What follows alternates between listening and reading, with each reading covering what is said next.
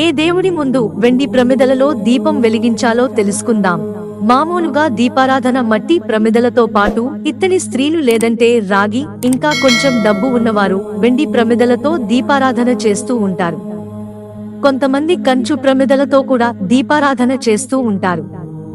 వెండి ప్రమిదలతో పూజ చేసేవారు చాలా తక్కువగా ఉంటారని చెప్పాలి. ఇలా ఎవరి ఆర్థిక స్తోమతను బట్టి వారు స్వామివారి ముందు వివిధ రకాల ప్రమిదలలో దీపారాధన చేస్తుంటాము. అయితే వెండి ప్రమిదలలో ఏ దేవుడి ముందు దీపం వెలిగించి దీపారాధన చేయడం వల్ల ఎలాంటి ఫలితాలు కలుగుతాయో ఇప్పుడు మనం తెలుసుకుందాం. ఆది దేవుడు అయిన విఘ్నేశ్వరుడి ముందు వెండి దీపాలను వెలిగించడం వల్ల కోరుకున్న కోరికలు నెరవేరుతాయి. అయితే నెయ్యితో మాత్రమే దీపారాధన చేయాలి.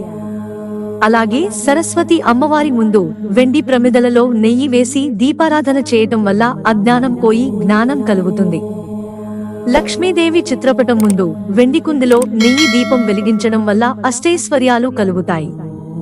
ఇక చంద్రుడికి వెండి కుందిలో నెయ్యి దీపం వెలిగించడం వల్ల మనలో స్థిరత్వం కలుగుతుంది. శనివారం రోజు వెండి ప్రమిదలలో నవగ్రహాలకు దీపారాధన చేయడం వల్ల గ్రహ దోషాలు ఏవైనా ఉంటే తొలగిపోతాయి.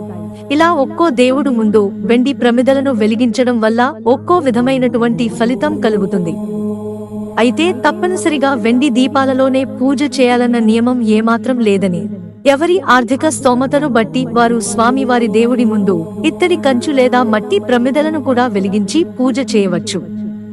అయితే ఎలాంటి వాటిలో చేసినా కూడా దీపం కింద తప్పనిసరిగా చిన్న ప్లేటు లాంటిది కానీ ఏదో ఒకటి పెట్టాలి. లేదంటే రావి ఆకులపై కూడా పెట్టవచ్చు.